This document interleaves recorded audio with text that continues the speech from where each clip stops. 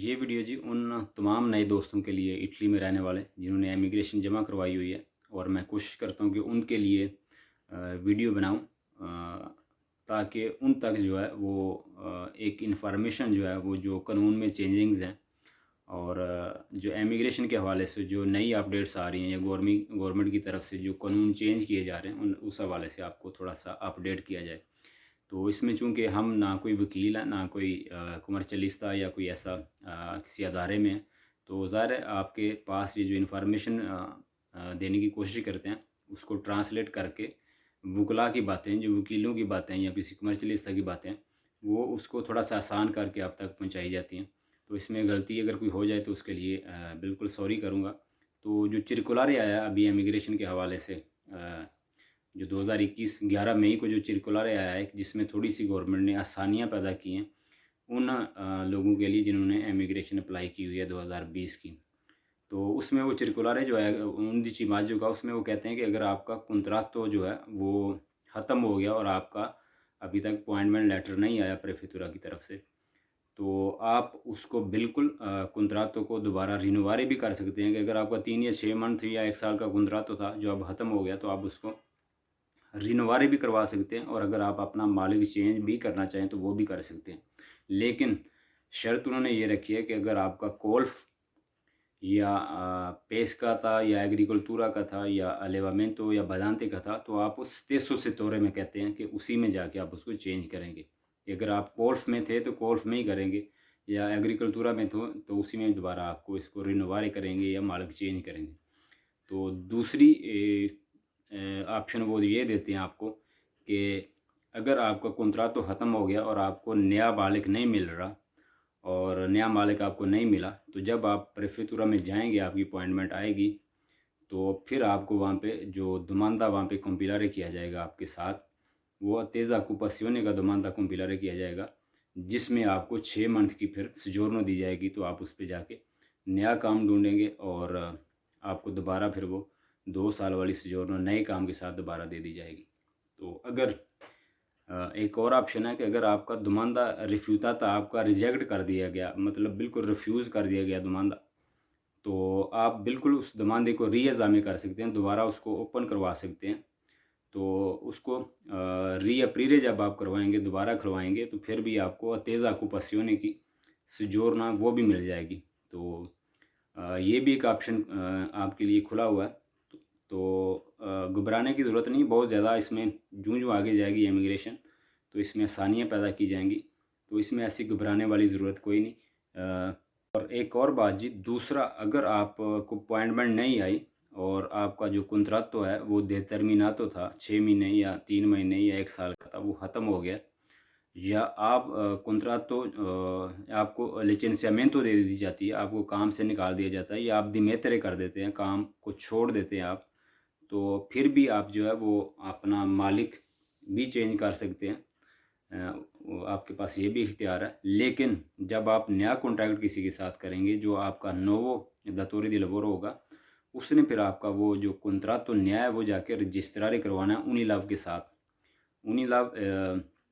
सेंट्रो dell'impiego में आपका जो काम का कॉन्ट्रैक्ट है वो रजिस्टर्ड करवाया जाता है, उस पे सारी जो इन्फॉर्मेशन आपके काम की कॉन्ट्रैक्ट की है, वो उसमें लिखी जाती है। तो वो उनिलाव होता है, उसके साथ आपने उसको दोबारा रजिस्ट्रारी करवाना है उस कॉन्ट्रैक्ट को। तो जब उस कॉन्ट्रैक्ट को आप रजिस्ट्रारी करवाते हैं, तो उस पे एक ऑप्शन होता है कि आपने उस पे अपना सोजोर्नो का नंबर लिखना होता है। तो जिनके पास तो अज़ीलो पॉलिटिको थी, ज़ाहिर है उनके पास परमेसो दी सोजोर्नो थी अज़ीलो पॉलिटिको वाली, तो उनके पास तो ऑप्शन है बिल्कुल आसानी से वो जो जगह बनी हुई है उसमें वो अपना ज़ीलो पॉलिटिको वाली सोजोर्नो का नंबर लिख देंगे। लेकिन जिनके पास सोजोर्नो नहीं थी, पहली दफ़ा जिन्होंने ज़ाहिर है सनातोरिया का दुमानदा किया हुआ था, उनके पास सोजोर्नो नहीं है, तो फिर उनके लिए थोड़ी-सी मुश्किल आएगी। तो उनको किसी स्पेशलिस्ट से, किसी कमर्शियलिस्टा से या किसी काफ सीजीएल या चीज़ल से जाके राब्ता करना पड़ेगा,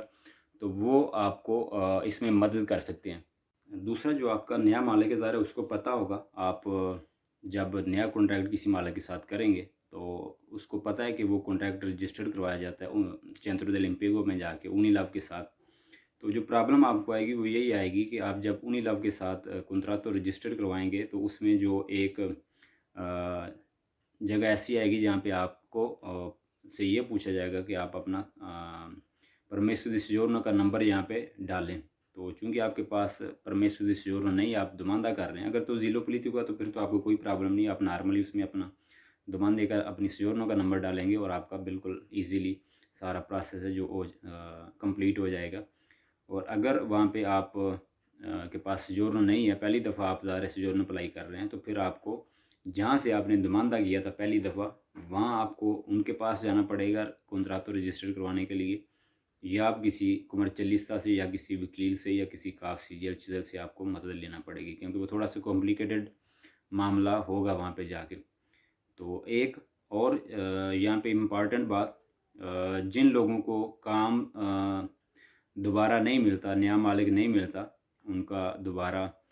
कॉन्ट्रैक्ट रिन्यू नहीं होता, या उनको काम से निकाल दिया जाता है, किसी वजह से उनको काम नहीं मिलता दोबारा, तो जब वो जाएंगे प्रेफेक्टुरा में तो वहाँ पे उनका जो दुमानदा कंपिलारे किया जाएगा तेज़ा ऑक्यूपासियोने के लिए। तो जब आप वहाँ पे तेज़ा ऑक्यूपासियोने के लिए दुमानदा कंपिलारे करते हैं तो आपका पहला दुमानदा भी कंट्रोल किया जाएगा, जहाँ से आप निकाले गए हैं या जिस मालिक ने आपका कॉन्ट्रैक्ट दोबारा रीन्यू नहीं किया, तो उसका पहला दुमानदा भी कंट्रोल किया जाएगा कि क्या वो सारा हर चीज़ जो उसकी दुमानदी की थी वो सब चीज़ें ठीक थी, उसका आपका काम का कॉन्ट्रैक्ट ठीक था, उस मालिक की जो खुद थी वो भी पूरी थी, या कोई ऐसी वैसी उसमें फ़ेक चीज़ तो नहीं थी। तो अगर उसमें कोई फ़ेक चीज़ या ऐसा उसका खुद वगैरह काम हो या कोई ऐसी प्रॉब्लम हो,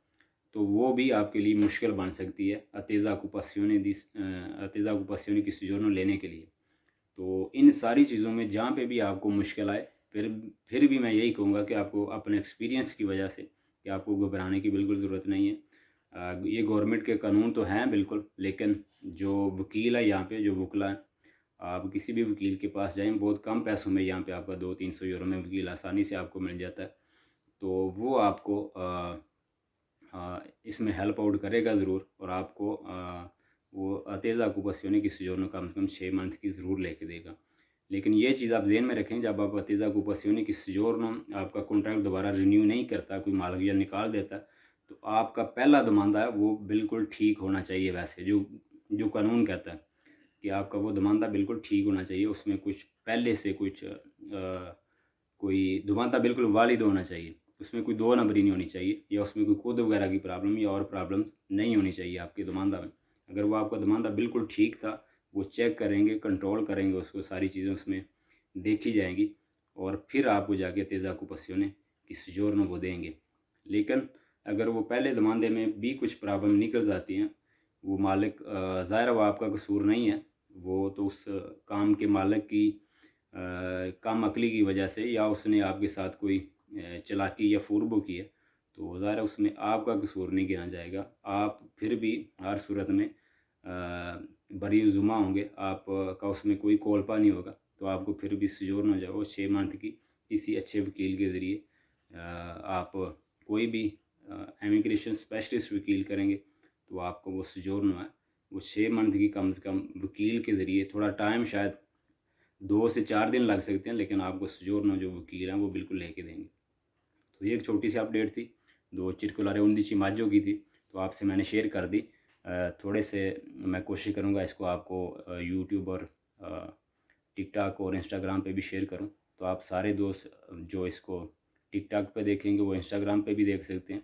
जो इंस्टाग्राम पे वो यूट्यूब पे भी देख सकते हैं। तो मैं कोशिश करूँगा कि इन तीनों जगहों पे इसको वीडियो को अपलोड करूँ। बहुत शुक्रिया जी।